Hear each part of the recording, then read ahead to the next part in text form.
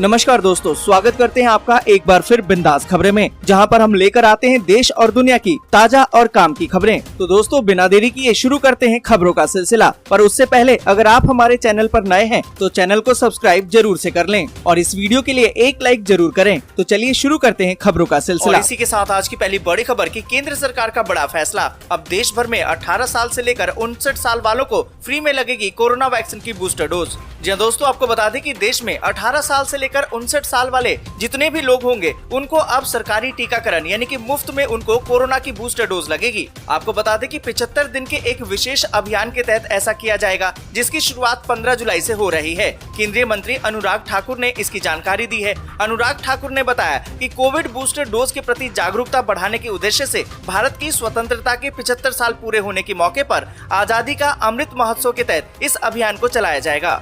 और इसी के साथ अगली बड़ी खबर की राशन कार्ड धारकों को साल में अब 3 LPG सिलेंडर मिलेगा फ्री। जाने कैसे ले सकते हैं इसका लाभ। आपको बता दें कि महंगाई की मार झेल रहे आम लोगों को बड़ी राहत देते हुए सरकार ने राशन कार्ड धारकों को हर साल मुफ्त में LPG सिलेंडर देने की घोषणा की है। इस कदम का उद्देश्य रसोई के बजट को राहत देना है, जो कि वस्तुओं की बढ़ती कीमतों के कारण प्रभावित हुई है। आपको बता दें कि इसमें पात्र व्यक्ति एक साल में 3 गैस सिलेंडर निःशुल्क प्राप्त कर सकता है, यानी कि फ्री में ले सकता है। महंगाई के इस दौर में आम आदमी को काफी सहूलियत मिलने के आसार हैं। आपको बता दें कि उत्तराखंड सरकार ने इस साल मई में फैसला किया था कि वो हर साल अंत्योदय कार्ड धारकों को 3 मुफ्त LPG सिलेंडर देगी। आपको बता दें कि मुफ्त सिलेंडर लेने के लिए लाभार्थी का उत्तराखंड का निवासी होना अनिवार्य है। साथ ही पात्र लाभार्थी अंत्योदय राशन कार्ड धारक होना चाहिए। और आपको बता दें कि साथ ही अंत्योदय राशन कार्ड धारक को गैस कनेक्शन कार्ड से जोड़ना होगा। तो दोस्तों, अगर आप उत्तराखंड में रहते हैं तो वहां की सरकार द्वारा चलाई जा रही इस योजना का लाभ आप भी उठा सकते हैं। आपको इसी महीने यानी कि जुलाई में ही अपना अंत्योदय राशन कार्ड को लिंक करवाना होगा। और इसी के साथ अगली बड़ी खबर की बढ़ गए हैं CNG के दाम। PNG भी हुई महंगी। जानिए क्या है नई कीमतें। आपको बता दें कि महानगर गैस लिमिटेड यानी कि MGL ने मुंबई में एक बार फिर से CNG की खुदरा कीमतों को बढ़ा दिया है। आपको बता दें कि इस बार CNG का दाम 4 रुपए प्रति किलोग्राम बढ़ाया गया है। इसके साथ ही पाइप वाली प्राकृतिक गैस यानी कि PNG के दाम भी 3 रुपए प्रति मानक घन मीटर बढ़ा दिए गए हैं। और खास बात तो यह है कि बढ़ी हुई कीमतें लागू भी हो गई हैं। कीमत बढ़ने से अब CNG 80 रुपए प्रति किलो और PNG का दाम 48 रुपए 50 पैसे हो गया है। और इसी के साथ बड़ी खबर कि ड्रग्स मामले में NCB ने फिर कसा शिकंजा। सुशांत केस में एक्ट्रेस रिया चक्रवर्ती को 10 साल की जेल संभव। आपको बता दें कि नारकोटिक्स कंट्रोल ब्यूरो यानी कि NCB के आरोप पत्र में बुधवार को कहा गया कि अभिनेत्री रिया चक्रवर्ती ने दिवंगत अभिनेता सुशांत सिंह राजपूत को ड्रग्स की आपूर्ति करती थी। NCB ने ड्रग्स मामले में अभिनेता सुशांत सिंह राजपूत की मौत को लेकर विशेष अदालत को बताया कि रिया को अपने भाई शोभिक सहित सह आरोपियों से गांजे की कई डिलीवरी मिल रही थी, जो उन्होंने राजपूत को सौंप दी थी। एक रिपोर्ट के अनुसार अगर आरोप साबित हो जाते हैं तो रिया को 10 साल की जेल हो सकती है। और इसी के साथ अगली बड़ी खबर कि राष्ट्रपति राजपक्षे के भाग जाने के बाद श्रीलंका में लग गया है आपातकाल। प्रधानमंत्री कार्यालय ने दी है इसकी सूचना। आपको बता दें कि श्रीलंका में हालात सुधरते नजर नहीं आ रहे हैं। राष्ट्रपति गोटाबाया राजपक्षे के भाग जाने के बाद बुधवार को वहां आपातकाल की स्थिति घोषित कर दी गई है। आपको बता दें कि राष्ट्रपति राजपक्षे देश की अर्थव्यवस्था को गलत तरीके से संभालने के लिए अपनी सरकार के खिलाफ होते सार्वजनिक विद्रोह को देखते हुए एक सैन्य जेट में मालदीव भाग गए। साथ ही आपको बता दें कि प्रधानमंत्री कार्यालय ने मीडिया संगठनों को सूचित किया कि देश में आपातकाल की स्थिति है और पश्चिमी प्रांत में कर्फ्यू लगा दिया गया है। इस बीच प्रदर्शनकारियों ने प्रधानमंत्री रानिल विक्रमसिंघे के कार्यालय तक मार्च किया, जिसमें समाचार आने के बाद राष्ट्रपति राजपक्षे मालदीव के लिए रवाना हो गए थे। उनसे इस्तीफा देने का आग्रह किया गया है। और इसी के साथ अगली बड़ी खबर की ज्ञानवापी मामले में सुनवाई खत्म। हिंदू पक्ष का दावा, महादेव की है जमीन। आपको बता दें कि वाराणसी के ज्ञानवापी मस्जिद और सिंगार गौरी मंदिर विवाद को लेकर सिविल कोर्ट में चल रही सुनवाई खत्म हो गई है। बुधवार को इस मामले में 120 मिनट की बहस हुई, उसके बावजूद भी पूरी सुनवाई नहीं हो सकी है। आज भी इस मामले की सुनवाई जारी रहेगी। आपको बता दें कि हिंदू पक्ष ने अपनी दलीलें रखी। हिंदू पक्ष के वकील हरिशंकर जैन ने कोर्ट में कहा कि 1991 का वारशिप एक्ट किसी भी तरीके से इस मामले में लागू नहीं होता है। मुस्लिम पक्ष जिस जमीन पर दावा कर रहा है वो जमीन आदि विश्वेश्वर महादेव की है। उस पर जबरदस्ती नमाज पढ़ी जा रही है। फिलहाल कोर्ट ने अगली सुनवाई के लिए गुरुवार की तारीख नियत की है। और इसी के साथ अगली बड़ी खबर की चीन में कोरोना के सब वेरिएंट का खौफ, 9% टूटा बाजार, लग सकता है लॉकडाउन। आपको बता दें कि चीन में कोविड का एक नया सब वेरिएंट बड़े स्तर पर फैल रहा है। हालात ऐसे हैं कि एक बार फिर से चीन में लॉकडाउन लग सकता है। भविष्य के लिए बिगड़ रहे हालातों को देखते हुए चीन का शेयर बाजार भी भयभीत है।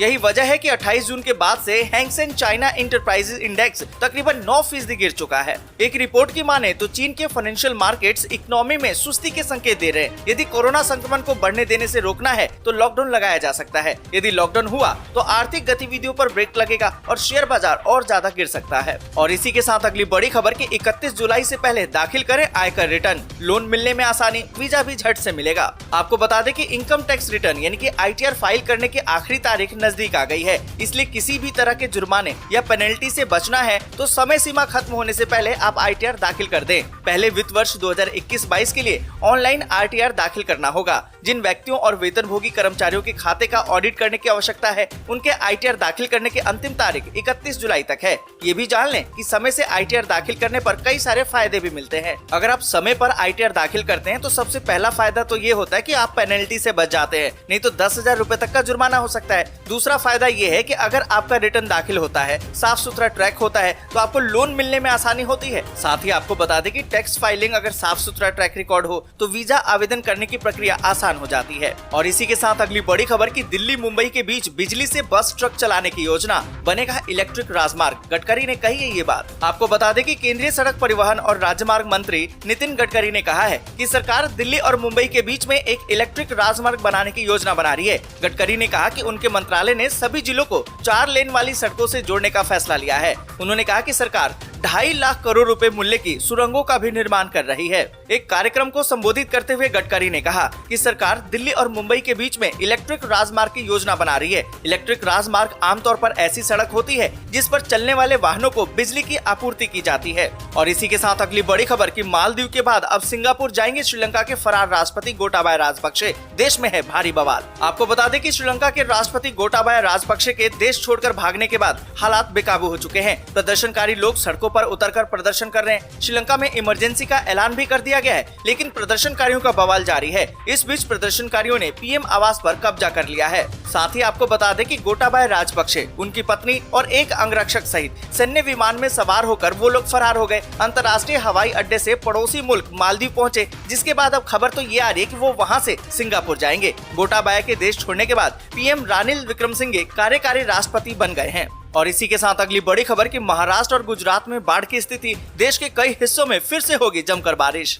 आपको बता दें कि राष्ट्रीय राजधानी दिल्ली NCR में पिछले दिनों हुई बारिश के बाद लोगों को उमस भरी गर्मी से राहत तो जरूर मिली है। महाराष्ट्र और गुजरात में भारी बारिश के चलते बाढ़ की स्थिति बनी हुई है। महाराष्ट्र मानसून की शुरुआत के बीच में 14 जुलाई तक भारी बारिश के लिए कोल्हापुर, पालघर, नासिक, पुणे और रत्नागिरी जिलों के लिए रेड अलर्ट जारी किया गया है। मुंबई के लिए अगले 3 दिनों के लिए ऑरेंज अलर्ट जारी कर दिया गया है। भारतीय मौसम विज्ञान विभाग की माने तो उन्होंने जानकारी दी है कि 14 तारीख को पश्चिमी मध्य प्रदेश और तेलंगाना में बहुत भारी बारिश की संभावना है और 13 से 17 जुलाई के बीच पूर्वी मध्य प्रदेश में बारिश हो सकती है। 14 और 17 जुलाई के बीच में विदर्भ में बारिश होने के आसार हैं। साथ ही 16 और 17 जुलाई को छत्तीसगढ़, 13 से 16 जुलाई के दौरान उड़ीसा और 15 को कोंकण और गोवा, मध्य महाराष्ट्र और गुजरात क्षेत्र में भारी बारिश होने की स्थिति। वीडियो आपको अच्छी लगी हो तो लाइक और शेयर जरूर कर दें। अगर अभी तक आपने चैनल को सब्सक्राइब नहीं किया है तो सब्सक्राइब जरूर से कर लें।